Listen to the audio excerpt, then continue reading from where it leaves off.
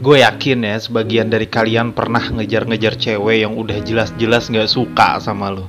Tapi karena lu ngebet banget sama dia, suka banget sama dia, tergila-gila banget sama dia, lu gak peduli dia gak suka sama lu gak peduli. Lu bakal ngelakuin apa aja asalkan dia bisa jadi milik lu. Nah, ambisi untuk mendapatkan inilah yang akhirnya membuat PDKT lu itu jadinya cringe atau menjijikan. Tentu saja ini menjijikan bagi cewek yang gak suka sama lu. Seromantis apapun yang lu lakukan, segentleman apapun yang lu lakukan, kalau cewek udah gak suka sama lu, jadinya malah menjijikan. Nah, gue mau bahas resiko-resiko yang bakal didapatkan cowok yang masih suka ngejar cewek yang jelas-jelas udah gak suka sama dia.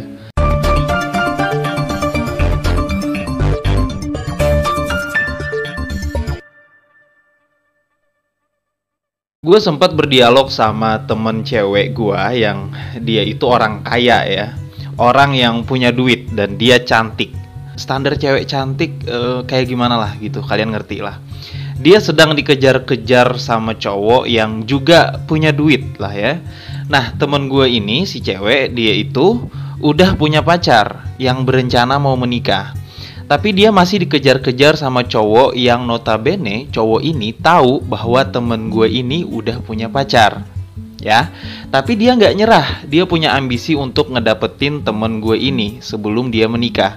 Nah, temen cewek gue ini cerita ke gue bahwa yang dilakukan si cowok ini menjijikan bagi dia. Gue tanya, yang dilakukan cowok itu emang apa? Si cowok ini ya, dalam garis besar aja nih ya, dia memberikan perhatian yang luar biasa, yang menurut gue itu wajar-wajar aja sih. Dan menawarkan beberapa materi juga, apapun yang temen gue mau, dia bakal beliin. Dan dia terus menawarkan itu setiap hari, walaupun udah ditolak sama temen gue. Dan gue rasa ini bukan hal yang berlebihan, ya gue rasa ini wajar-wajar aja. Tapi, kenapa temen gue ini malah nganggep itu hal yang menjijikan? Dia itu paling gak suka perhatian dia itu dibeli pakai uang atau materi. Cowok yang ngejar-ngejar dia ini selalu menawarkan ke temen gua, kamu maunya apa? Nanti aku beliin. Kamu butuhnya apa? Nanti bilang aja. Hal yang wajar, tapi kenapa temen gua malah jijik? Dan apa tanggapan gua atas cerita dia itu? Gua kasih pertanyaan ke dia. Kalau misalkan cowok lu yang memberikan perhatian itu dan menawarkan materi itu, apakah itu juga menjijikan? Gue nanyanya gitu. Terus, lu tahu dia jawab apa? Dia jawab, aduh, berbunga-bunga lah. Gue seneng banget pasti. Semua pemberian dia pasti gue simpen dan gue jaga. Gue bahagia banget kalau misalkan cowok gue yang melakukan itu. Kemarin aja dia transferin gue walaupun gak banyak, cuman beberapa ratus ribu doang. Itu gue udah senengnya minta ampun. Nah, dari cerita ini, kita bisa lihat bahwa semua usaha lu buat membahagiakan orang yang lu suka akan berpengaruh hanya kalau orang yang lu suka juga suka sama lu. Tapi kalau orang yang lu suka nggak suka sama lu, udah nolak lu berkali-kali, apapun yang lu lakuin bro, belum tentu akan terlihat baik dan bagus di mata dia. Ini sama halnya kayak lu pengen menaklukkan wanita cuek. Lu sampai nyari-nyari di Google, bahkan nonton-nonton video satelit cinta juga gitu, gimana caranya menaklukkan wanita cuek. Padahal pada intinya wanita yang cuek sama lu itu tandanya dia nggak suka sama lu. Secuek-cueknya wanita, dia pasti akan memberikan perhatian ke lu kalau dia suka dan sayang sama lu. Lu bisa lihat seorang ibu yang ngasih perhatian ke anaknya atau seorang istri yang ngasih perhatian ke suaminya. Secuek apapun mereka, sesibuk apapun dia, kalau dia udah suka sama lu, udah sayang sama lu, sedikit kurangnya pasti ngasih perhatian. Karena itu sudah sifat alamiahnya cewek, sifat feminisnya cewek di situ, di perhatian itu.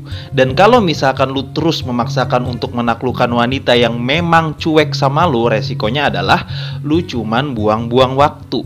Seandainya pun lu berhasil ngedapetin dia, lu cuman jadi pilihan yang terakhir dan itu rentan banget buat dimanfaatkan. Ingat ya, sekali lagi, mengejar wanita yang memang gak suka sama lu itu buang-buang waktu. Tapi kalau lu hanya fokus untuk mencintai, ya gue anggap itu bagus dan hasilnya pasti positif. Tapi kalau dalam hati lu pengen memiliki dia, jatuhnya malah ngebatin jadinya. gue balikin ke lu aja deh. Kalau misalkan lu emang gak suka sama nih cewek, sebaik apapun dia, seperhatian apapun dia, kalau lu gak suka, ya udah gak suka kan. Lu bakal tetap nganggap dia temen dan dia baik. Udah sebatas baik doang, that's it, itu doang. Dan kalau nih cewek terus maksa buat dapetin lu, terus dia memberikan sinyal-sinyal cemburu, lu juga pastinya bakal ilfil kan? Dan bakal jaga jarak juga dari dia. Nah, itu kita loh sebagai cowok yang dominannya itu di logika. Bagaimana dengan cewek yang dominannya di perasaan? Pastinya gak akan mudah untuk membuat orang yang gak suka sama kita menjadi suka sama kita. Walaupun gue bilang ini gak mustahil, tapi seenggaknya lu harus paham dulu apa resikonya.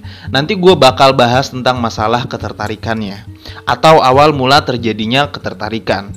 Sebenarnya gue udah pernah bahas di video sebelumnya, cuman gue mau bahas detail aja mungkin kalau diperlukan.